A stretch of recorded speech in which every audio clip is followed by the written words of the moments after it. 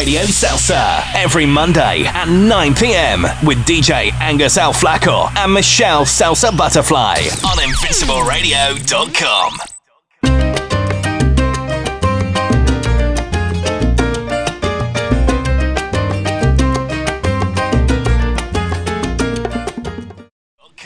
And of course, we're joined today by Ansell Chezan and his brother Tony.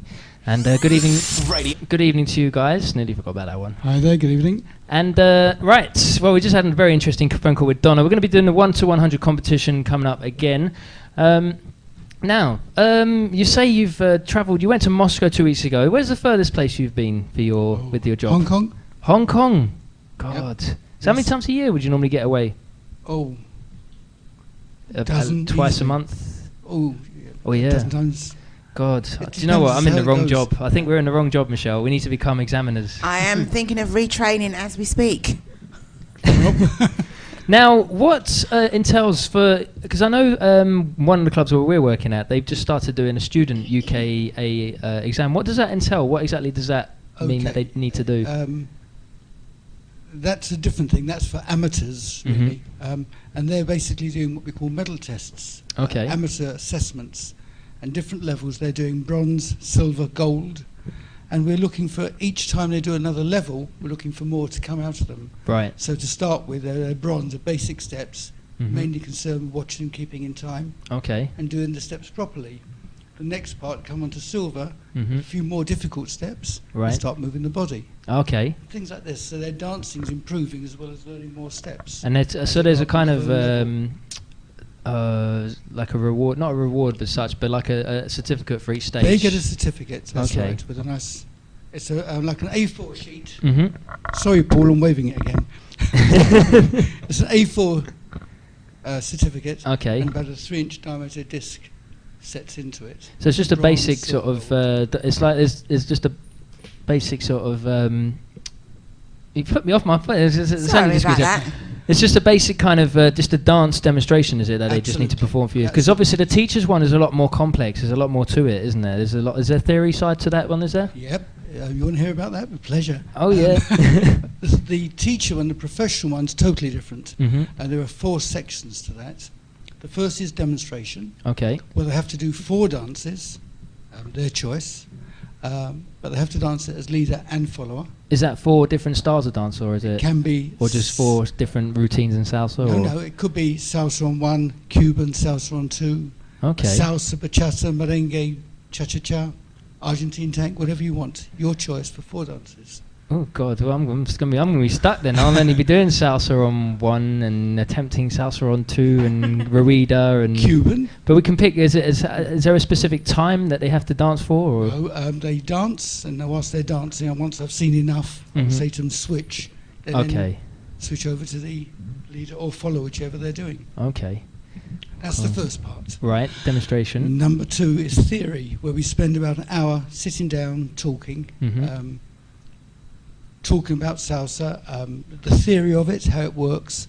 Whoever's being questioned jumps up and down quite a lot, demonstrating, showing what they're doing, the types of moves, how the body works, how the hips works on Cuban motion, things like that. Okay. When to turn, when to spin. Right. What's the difference between turns and spins? Okay. A good one, one good question is always counting beats and bars, which nobody ever gets.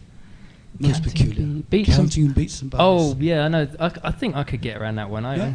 Yeah. 1, 2, 3, 4 is a beat, and a bar is. No, 1, 2, 3, 4 is a bar. 1, 2, 3, 4 is a bar. 1 is a beat. No, I mean 1 is a beat. 2, 3, 4. But then every 4 is a bar.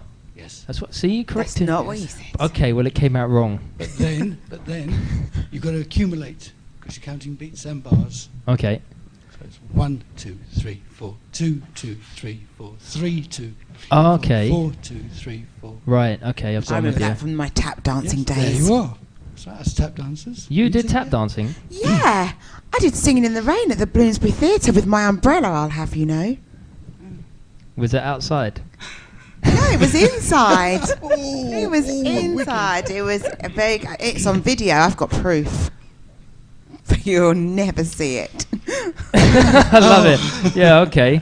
She must have been about 6. 4. No, I wasn't. You said 4, didn't you? No, I wasn't. I was in my 30s. Oh. Must see that then. If anybody has access to that video, we'll Don't you gladly dare. pay you for that. Don't you dare, And people. definitely be using that. So sorry, back to what you were saying. That's okay. Right, so that's the second part, questioning. So, The third part, we go on to watching you teach, and that can be any level that you normally teach at. okay, And we watch the students as much as we watch you. right. See how they're interacting, absorbing the Absolutely. information. Okay. Sometimes, I mean, I've been examining people where the teacher's teaching and doesn't look at all Right. at the people, so no idea if they've got it or not. It's Okay. quite amazing, some of the things you see.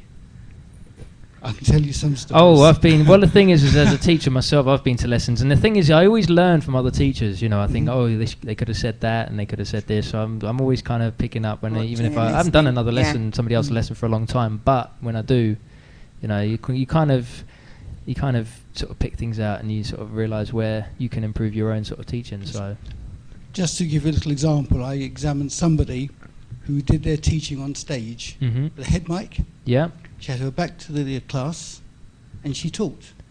the whole And lesson she with her didn't back. turn round once. They could have walked out. She wouldn't have known. God. Oh my goodness. I've seen some strange things. Mm. I've seen another class where the guy came along as a guest teacher, was asked to do an advanced class. Yeah. So he came along with obviously something in his mind to teach. Didn't watch the people dancing earlier, was too busy talking, got on the floor and started to teach. It was so difficult, it was so far above the people that were there. They were just walking off the floor, they couldn't handle it. And he didn't even try to change it and bring it down a level or two. Right. Just kept going. That's 'Cause amazing. I have to say though, there was a time when I taught a class that I was asked to do an improvers and then an intermediate level, and what happened was, because the levels were staggered, I had the beginners and the improvers did the first hour, and then it was intermediate to advanced. And what happened on the second hour is a lot of the improvers and the beginners thought, well, you know, we've got an hour before the club starts, let's go and do the intermediates. So, you know, it's happened to me, but I don't. Obviously, it's not going to be along the same lines as what happened with him, because I had about 18 couples, and after the lesson finished, I was left with about 8, because a lot of people just weren't, you know, up for the level. But no, I know what you're saying in terms of teachers not paying attention to the ability of their students. So concerned with themselves and looking good and feeling good. That they don't look. So that's level 3. That's number 3. Number 3. He's listening. Yeah, I am. The fourth one is a new section, but basically been brought in by the government. Okay. And they've forced this on us, where they're saying that everything we normally do as dance teachers is what is our skill. Okay. And we know that sort of retained knowledge. The next part, what we call the portfolio, the legislation, is non-retained knowledge. They want you to research it, and then you know where to look for it next time. Okay. And there's 8 sections in that. We talk about things like body in relation to dance, Child Protection Act, Okay. risk assessment, fire risk assessment, PPL, Oh yeah, that's the PRS, music. Yes. that's your music licenses, CRB, and ISA. Right. You need to know about those different subjects. And just don't research them and push the print button. You've got to write about them in your own words. Okay, so it's goodness. a lot more sort of behind the scenes in aspect of running Running a okay. dance school. And when was That's all right. that added? When was that last section added? It's been developing since 2007, actually. So it's still fairly recent. Yes. Oh, yes. Absolutely. Wow. Because you have to. Is it now? I'm aware that there's a point where you now have to be licensed. There was a law that they were bringing in that you had to be a licensed teacher at some point, or Yes, that's one of the big funny things going on. Everybody knew about you had to be qualified by 2010. right. The actual story is, as I understand it, originally the government had it set for 2007, and they were sold by many people. Can't do it in time. Not enough It's too time, much yeah. work needed, because it wasn't just dancing; it's everything. So they pushed the date onto 2010, gave another 3 years. But then, because of other problems in the country, they tried to bypass it and let it slip. Right. But the EU came back and said, you can't. It's an EU directive. You've got to carry on with it.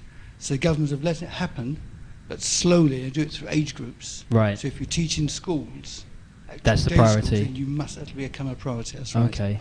And it's developing other ways as well. So if you teach at a health centre, I don't want to mention any names, but for example, when they employ you, at one time anyone could teach there, full stop. Nowadays they ask if you have insurance, they're now asking, are you qualified? then they'll let you teach there. Okay. So it's coming in that way as well, Right. more and more. So because it's Getting very strict. I mean, this kind of stuff that they're bringing in is all good because it's obviously benefiting for those people. It's reassuring for people that are looking to, have like a health centre at a school. Sure. Because in the times at the moment where health and safety just is going through the window, what are you laughing at? Sorry, you said people that are looking to have a health centre at a school. Did I say that? Sorry, I tried. I meant or a school. People looking to have lessons at a health centre or a school. That's right. At a school, I don't know. What am I on tonight? No, there's nothing in the drinks. Yes, but because obviously in the times at the moment, where health and safety seems to be going through the window. But no, so that's there's 4. Is it syllables? I suppose to the 4 components. Syllabuses. Modules. You call 4 them modules to the syllabus. Modules. Yeah. Yes. Syllables. What am I on tonight? I am just on a roll. And so is there there's a course obviously that is run before the Okay, the UK don't run a course. Okay, there's not. Okay. No, we're an examining body. Right. But different teachers run the courses. Right. So Okay. they all do different ways. Right. I mean, I've worked with some people on some of their courses. Mm-hmm. Again, can't mention names. So. Oh yeah, no, that's fine. Okay, but yes, I've worked with some people to develop their courses, Mhm. and I work with some people actually on their courses. I've attended their courses to do a talk within it Cool. to help. So this must take up a lot of time because as I say, you're involved in quite a few other bits and pieces. Yes. And as I say, doing a lot of travelling around the world. Do you ever have time for yourself?